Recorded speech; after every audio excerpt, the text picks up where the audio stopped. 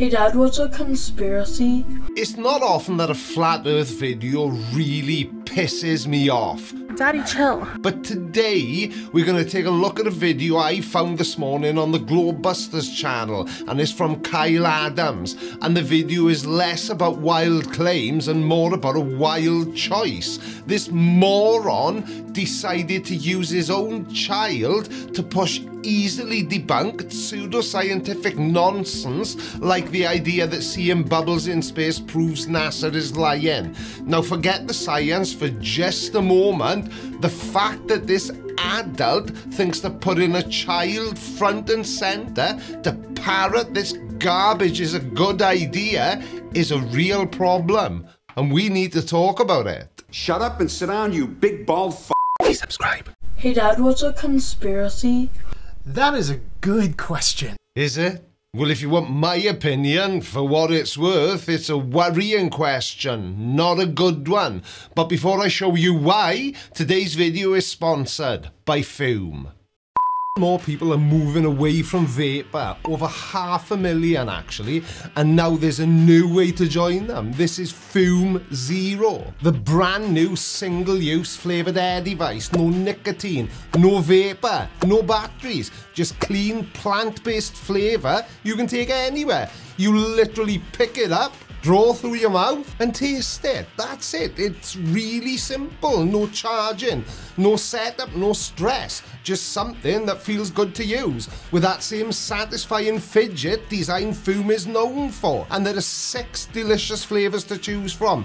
Crisp mint, peach blush, raspberry, mango, spearmint ice and orange vanilla. Up to 10 days of flavour at only $24.99. It's a simple, no pressure way to try something new. Fume Zero is designed to make change easy. No commitment, no hassle, no nonsense, just pure flavour ready to go. So, if you've been waiting for the right moment to try something better, then this is it. Head over to tryfume.com or scan the QR code and join over 500,000 people in making the switch to flavoured air devices. That's tryfume.com or scan the QR code on screen now. Right, back to the video. Okay, so here's a tricky one for you, okay? Do you think the flat earth is a conspiracy? No. No, why not?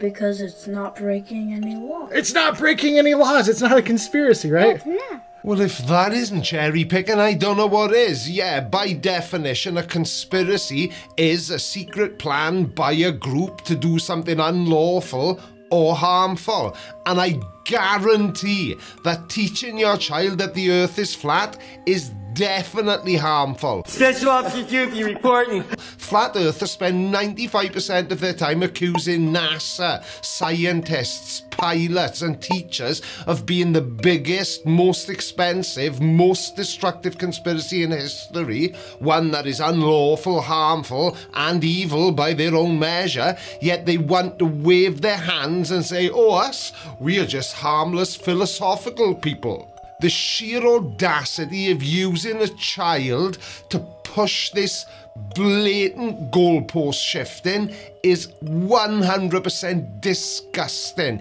You should be ashamed of yourself, Kyle. Do you think bad guys want you to believe in conspiracies? Well, that depends on what you consider to be a bad guy. For me, a bad guy would be a father who teaches his son that the earth is flat. But that's just me. Maybe I'm the weird one here. What do you think? Let me know in the comments. No, why don't they want you to believe in conspiracies? Because 99.999% of conspiracy theories are completely insane, and so are the people who believe in them. Did you know that conspiracies aren't just with, like, burglars and bank robbers? No. No. Sometimes the president can be involved in conspiracies. Now, this is just a suggestion, but shouldn't you be teaching him something useful, like, I don't know, how to manage money, you know, budgeting, or how to be respectful to people? Oh no, you've decided the best and most responsible course of action is to teach him. Actually, let's just forget it.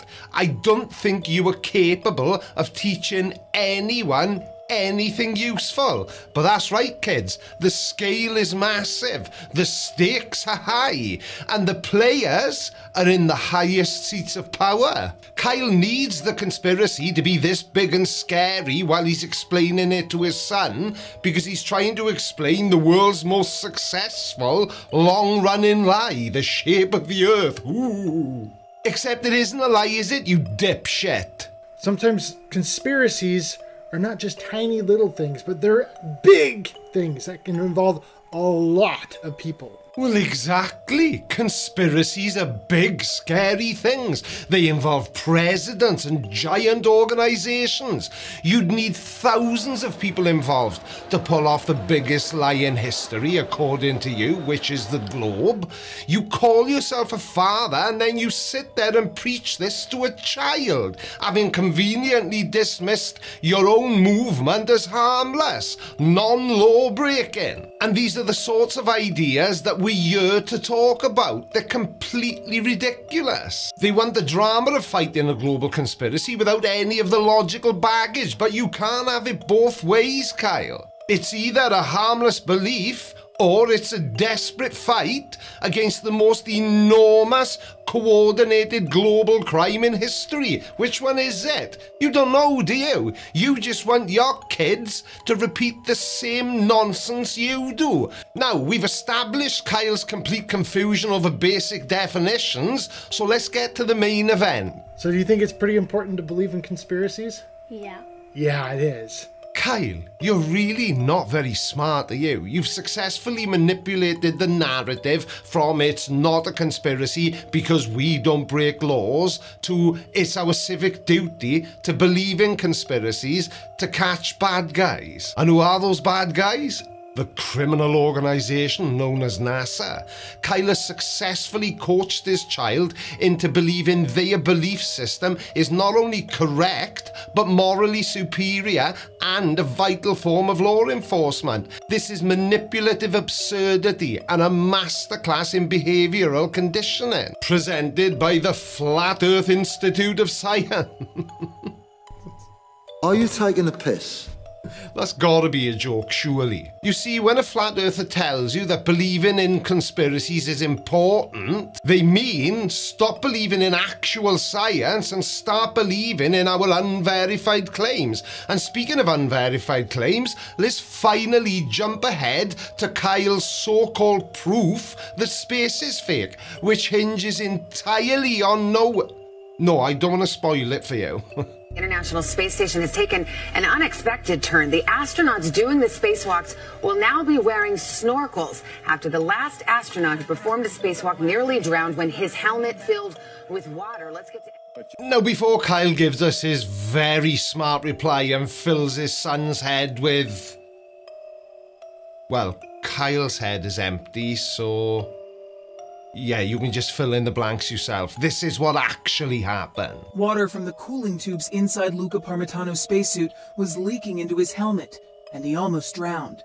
For a couple of minutes there, maybe more than a couple of minutes, I experienced what it's like to be a goldfish in a fishbowl from the point of view of the goldfish. But the last spacewalk ended with Italian astronaut Luca Parmitano nearly drowning in his helmet after it started filling with water. Water is in his eyes now, and it seems to be increasing. Fellow astronauts quickly pulled him back into the station. When they did, water poured from the helmet. The water came from the spacesuit's cooling system, which is part of the portable life support system. The specific cause was traced to contamination that clogged small holes in a component called the fan pump separator. The water, it's meant to be there. It's just not ideal if it fills up the astronaut's helmet. And the fact that Kyle's video shows astronauts training in a pool and we hear the words "dive buddy," well, let's just say you don't need to be a Mensa member to be able to figure out what Kyle is going to tell his son caused it. How does water pour from a helmet in space? I don't know. Don't feel bad. Your dad doesn't know either. So whatever he tells you, it's gonna be wrong. Now take a look at those bubbles. That tells you that they're not really in outer space. See, I was right. He doesn't have a clue. So here's the reality, and this is where the Flat Earth Institute of Science really earns its satirical name. Those aren't bubbles floating to the surface of a pool, Kyle. They are typically ice crystals. Moisture escaping the life support system of the suit instantly sublimates and freezes in the vacuum of space. And Kyle, if you don't know what sublimation is, just Google it. And then they look like little bubbles or little specks of debris. You are literally seeing the physics of a vacuum in action and interpreting it through the lens of a swimming pool. The only thing that this tells you is that the person pointing to the screen, in this case Kyle, has no clue how physics works outside of his basement. This is a level of scientific illiteracy that is just typical flat earth nonsense. The sad thing is with this video is that he is forcing it onto a young child. They're actually underwater. Dave Williams beginning the third spacewalk of his career. Space is fake! Now I know it was only a little thing, the kid screaming space is fake, but if that isn't the dictionary definition of indoctrination, then I don't know what is. What an absolute moron. How can this guy even entertain the notion of telling his son that the earth is flat? That's my boy! Abolish NASA! Now, usually when it comes to flat earthers, they're just something to laugh at and make fun of. But this, well, there's just nothing funny about indoctrinating a child into believing something that is so incredibly stupid that all you're doing, Kyle, is dooming your son to a life of ridicule and bullying. I think I might nominate you for Dad of the Year. Now, I did my best not to address the child. I blurred his face. I changed the pitch on his voice.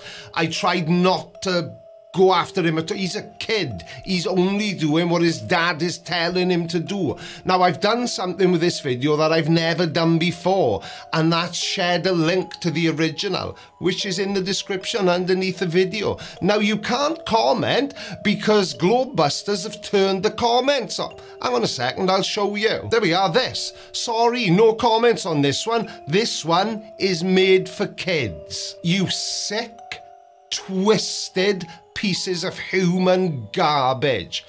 But even though you can't comment, if, like me, you think this video from the Globebusters is a problem and is highly, highly questionable and inappropriate, then there are other buttons you can press.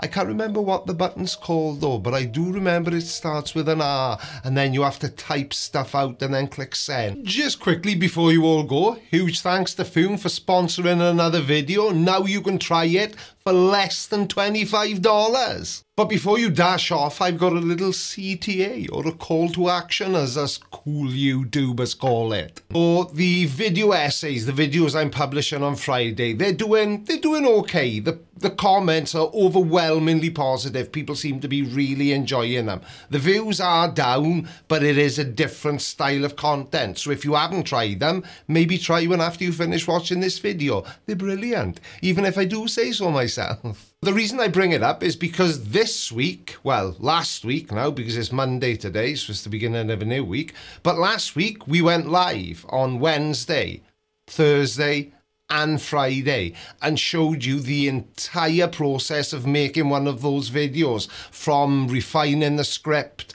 to looking for B-roll to arranging the music, and it was a really, really good laugh and people seem to enjoy it. But I am only doing it for channel members and Patreons, and I know people will get upset with me now because, oh, Creaky, you're putting your content behind a paywall. Well, that's not what I'm doing. I just think it was distracting enough with only having channel members and Patreons there. If I'd had everybody there, then I would never have got to finish the video even. So if you are interested, there's links in the description below this video. And if you're not, please yourself. As long as you keep watching, I don't mind either way. I think that's about it for today. This video really, really, really did piss me off. Talk about a dickhead. But, yeah, that's it. Love you. Bye. Out of everything that's on the internet, this is the best thing. This is definitely the last thing. If life gives you melons, you might be dyslexic. I don't think so. No, no, no, no. I don't think so. No, no, no, no. It's never, ever, ever,